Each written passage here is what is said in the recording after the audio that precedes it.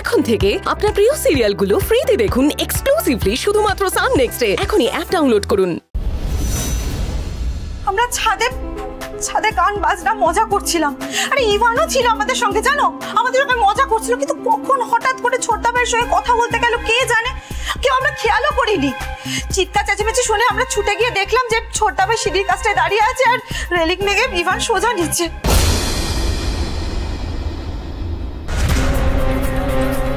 ছেলেটা বেঁচে আছে না মরে গেছে সে আমি জানি না মা, ওরা সবাই ইভানের কাছেই গেছে। আমি ছাদ থেকে সোজা তোমার কাছে এসেছি খবর দেবো বলে। তিতলি চল আমরা গিয়ে বরং দেখি। কি মারাত্মক ঘটনা, আশিসের সাথে ঝগড়া হলো, তারপরে ছেলেটা রেলিং ভেঙে নিচে পড়ে গেল। আশিস আবার ছেলেটাকে ধাক্কা দিয়ে ফেললো না তো?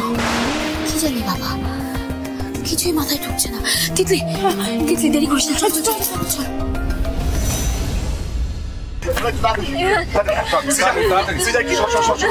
সরো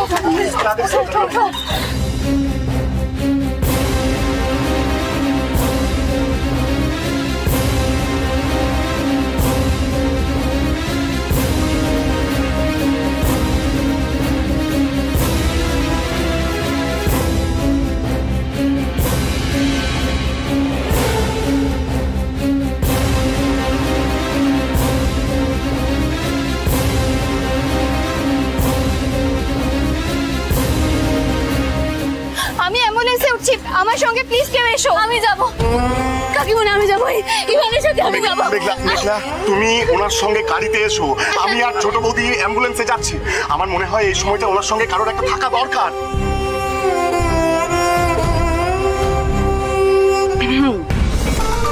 মা, হ্যাঁ কি মনে হচ্ছে ইভান বাঁচবে?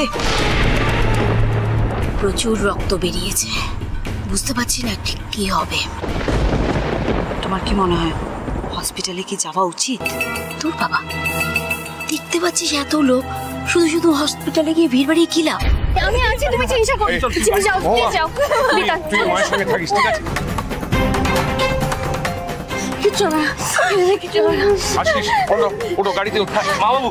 বাবা বরং থাক, আমি যাচ্ছি, কারণ যদি কোনো ছোটাছুটি কাজ থাকে আমি আর বিধান করতে পারবো।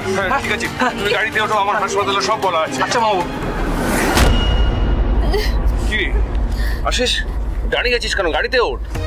আমি কি করবো গিয়ে, তোমরা সবাই যখন যাচ্ছ আমি তো। আরে কি বিড়বিড় করছিস? গাড়িতে আশিস, তোমার যাওয়া উচিত, নাহলে সবাই আরো বেশি করে সন্দেহ করবে।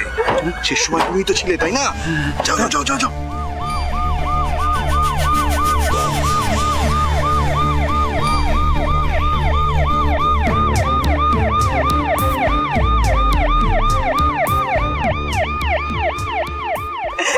ঠাকুর, আমার এত বড় ক্ষতি তুমি করো না ঠাকুর, করো না।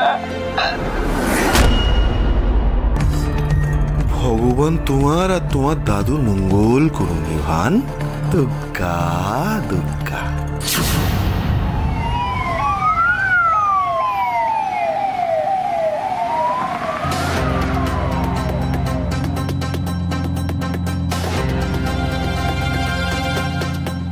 আপনাদের পেশেন্টের নাম কি ইভান সান্যাল? হ্যাঁ আমরা এই যে আমাদের পেশেন্ট, অ্যাক্সিডেন্ট কেস।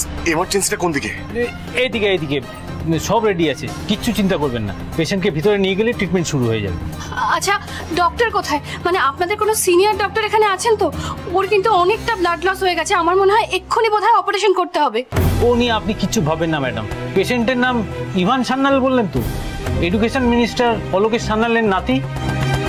মিনিস্টার সাহেবের সঙ্গে আমাদের সুপারের কথা হয়েছে। ট্রমা কেয়ার ইউনিটের এইচওডি ডক্টর বোস এই মাঝরাতে হসপিটালে চলে আসছে। তাছাড়া আরও 2জন ট্রমা কেয়ার স্পেশালিস্টকে আমরা কল দিয়েছি। আপনাদের পেশেন্ট আমাদের রেসপন্সিবিলিটি। তার ট্রিটমেন্টের জন্য যা যা করণীয় আমরা তাই করব। নার্স, তাড়াতাড়ি ডক্টর বোসকে খবর দিন। স্যার, ডক্টর বোস তো ভেতরেই আছেন। গুড, ওনাকে তাড়াতাড়ি ভেতরে নিয়ে যান।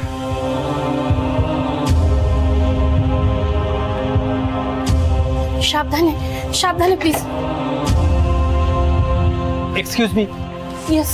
আপনারা প্লিজ বাইরে ওয়েট করুন। Doctor Bose primary check up করে ট্রিটমেন্ট শুরু করবেন, তারপর অপারেট করতে হবে কি হবে না উনি কি বলছেন আমি আপনাদের খবর দেবো।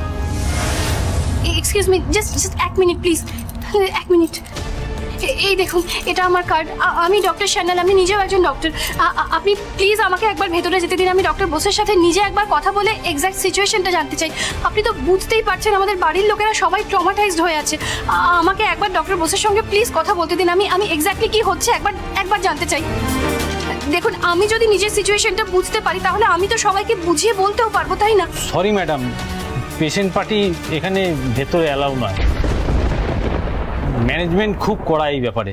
আমি বুঝতে পারছি আপনি ডাক্তার, কিন্তু এখানে তো আপনি পেশেন্টের বাড়ির লোক।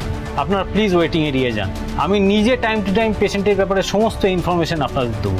আমি একজন ডাক্তার হয়ে কেন ভেতরে যেতে পারবো না? আমি তো বুঝতেই পারছি না যে রুলস ব্রেক করার আছেটা কি। বৌদি প্লিজ, উনি তো বলছেন যে উনি খবর দেবেন, তুমি এতটা উত্তেজিত হয়ে না please. Thank you sir, thank you very much.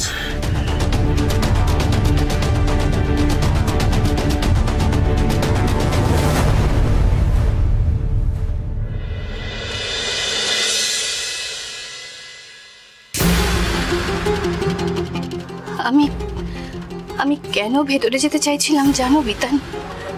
কেন? প্রিলিমিনারি চেকআপ করার পর আমার মনে হয়েছে ইভানের সার্ভাইভ করার চান্স খুব কম। মানে? সিনিয়র ডাক্তার যদি বলেন যে আমার ডায়াগনোসিসটা ভুল, তাহলে আমি একটু স্বস্তি পেতাম জানো।